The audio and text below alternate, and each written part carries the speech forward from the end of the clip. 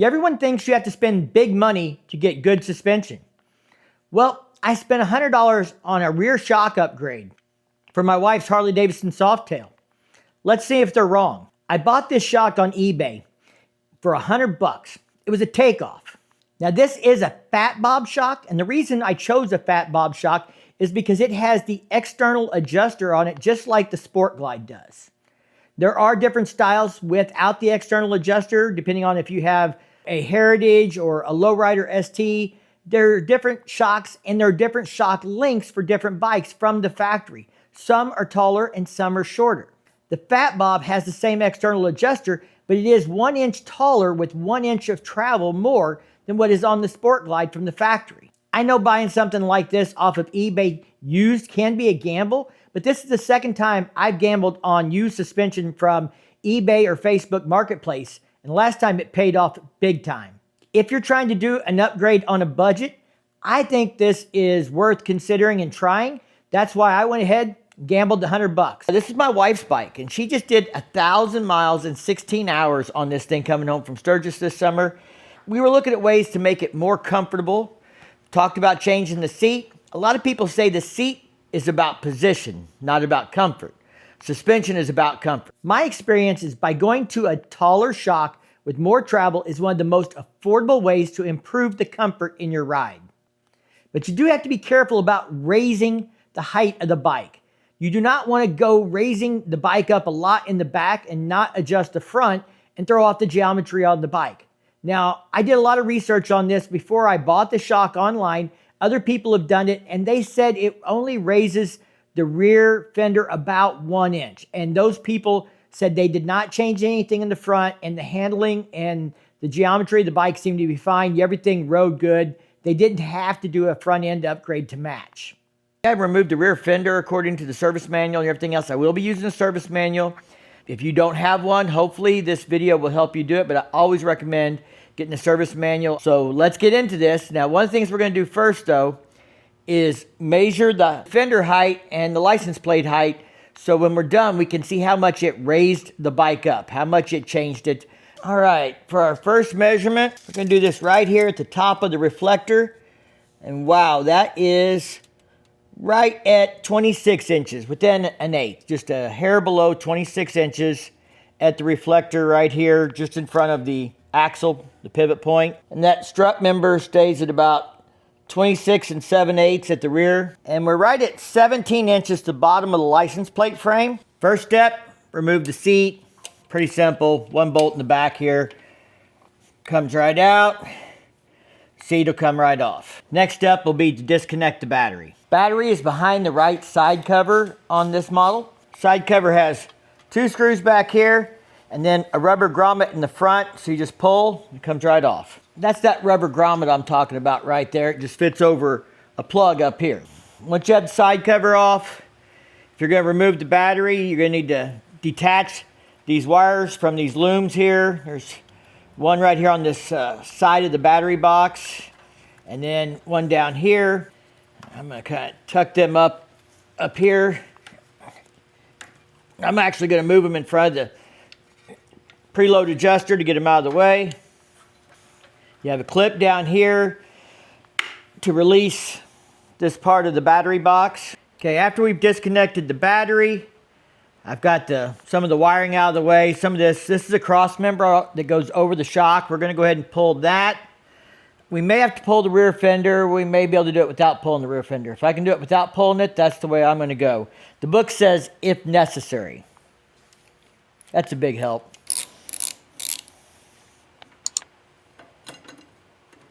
So this is the stock shock in here. There's a pinch bolt right there, and then a bolt that goes in from this side. There's a hole right there to get through that, if you can see with my finger, through the swing arm. So I may not, if I can get this pinch bolt loose without removing the fender, I may not need to take the fender off. Now this has this external preload adjuster. Right here is the preload adjuster. I got to take this off of this bracket as well, because this will have to come out with the shock up through here. Hopefully I can get it through here without taking the battery out, but we might have to take the battery out just to get the preload adjuster through there. Fun stuff. Now, this is a T27. I really wish the manuals would tell you what they should be from the factory at least, just so you're not guessing and accidentally putting a T25 in there when you should be using a T27. This is where a nice set of Allen wrenches come in. This is a 1/4 inch. I've got it in there. So we're going to try and break it loose with the wrench. And it is turning. As long as I don't run out of space, I can use this Allen to get it loose, and then hopefully it'll be loose enough I can get it out without having to take the fender out of the way. This is a pinch bolt. I'm not even sure I have to take it all the way out because it's coming up off of the metal where it's no longer pinching the clamp.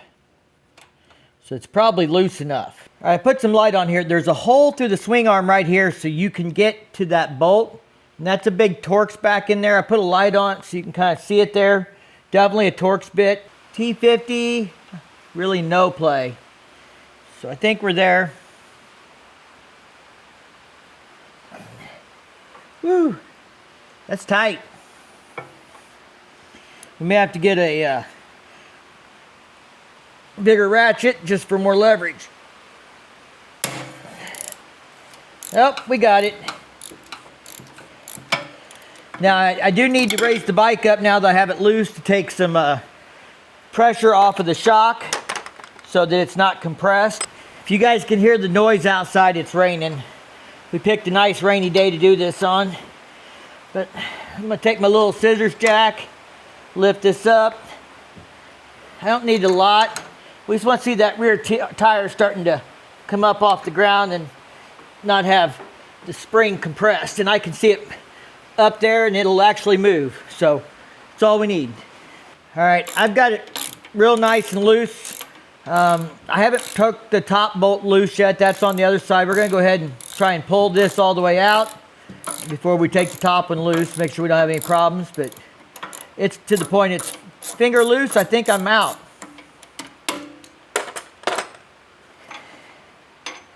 And there is our rear shock bolt. This is a 3/4 bolt, or takes a 3/4 socket. I'm using a 1/2 inch drive. I expect this to be pretty tight like the front one was, or like the rear one was. Make sure you're working away from your painted surfaces. There we go. I straddled the bike just so I could help keep it from leaning one way or the other, and I could get my weight over the top of it. All right, we're gonna have to take the rear fender loose and at least rotate it up so I can get the shock out. Just the collar links on the end of the shock are just too long to slide out between the front tab for the seat and the rear fender. I'll show you. So I have the shock as far back as I can get it, and we're just hitting that tab there. If I take it the other way, it's no better. I can't get it far enough forward that the rear one's going to come out. We're going to hit there. So either way, I got to move the fender.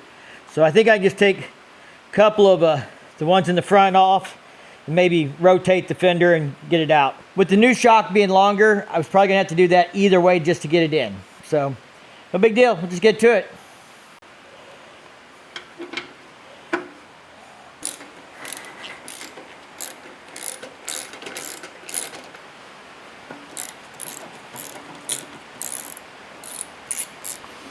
To get this rear fender loose, we actually have to get these struts out away from the fender. I'll show you in a second.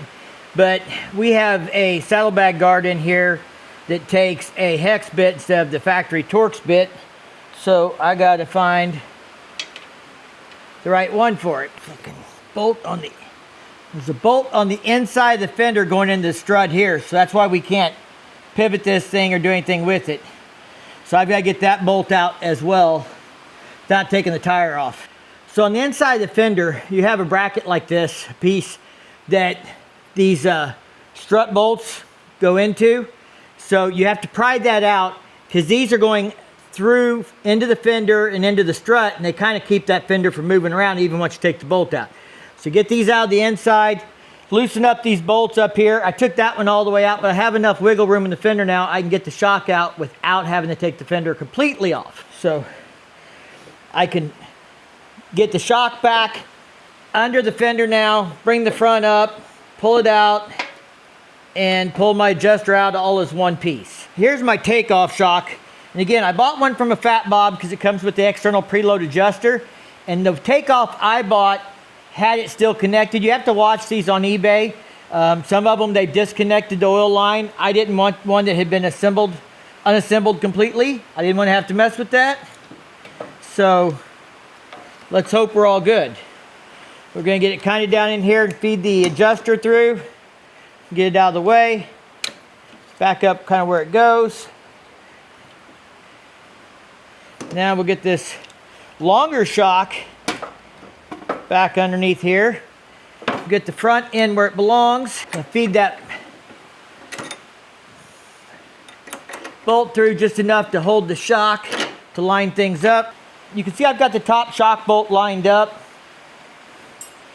Problem is, the rear bolt doesn't line up with the top of the swing arm because it's longer. So we're gonna have to raise the bike up, let the swing arm rotate back till that lines up. Okay, here's the adjuster, and I didn't film it, but you have to take this battery strap or cover off to be able to fish it through here. But if you get this off, which is just a couple clips, but you have to disconnect the negative, which is probably not a bad idea anyway, then you take this cover out. Then you can get the adjuster between the battery right through here and fish it down behind these wires. You have to take this loom off of the battery strap cover. But anyway, it will go in there without taking the battery out. I've already put the battery back in and connected it. I have not mounted this yet, but I have it all fished through where it needs to go. And then we're going to start jacking this thing up and see if we can get the alignment for the shocks. That shock is starting to lay in place. Really close. Now we'll put that bolt through there and line it up. All right, I've already put this bolt back through. I don't have the front bolt threaded all the way in. I just had it in there enough to line it up while I did the back one. We're gonna go ahead and get that one tightened up. And then I've got a pinch bolt. I've got to tighten up there. And then we'll start lining the fender back up, but we've got some stuff to check on that.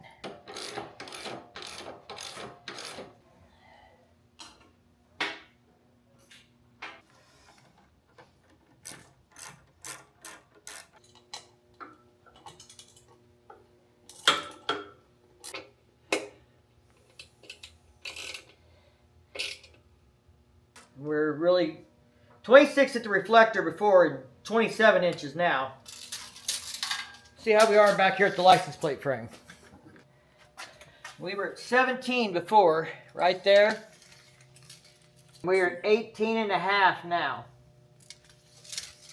All right, it's been a couple months and we put a couple thousand miles on the bike since we upgraded the suspension in the rear.